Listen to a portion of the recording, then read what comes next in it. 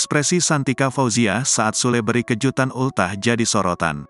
Komedian Sule beri kejutan ulang tahun untuk sang kekasih, Santika Fauzia. Seperti diketahui, Sule menjalin hubungan asmara dengan Santika Fauzia. Kendati dituding kerap memilih pasangan yang umurnya jauh lebih muda, keromantisan Sule tak dapat diabaikan.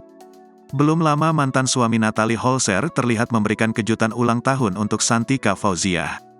Pada awalnya, Sule datang pada malam hari menuju rumah Santika. Ayah Rizky Febian ini bersama tim datang mengendap-endap tanpa diketahui oleh kekasihnya itu.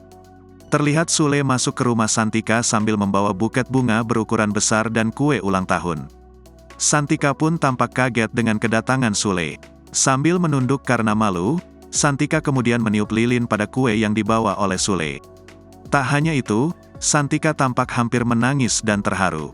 Ia terlihat beberapa kali mengusap air matanya sambil membelakangi kamera. Lebih lanjut, Santika kemudian menyuapkan kue ulang tahun untuk Sule.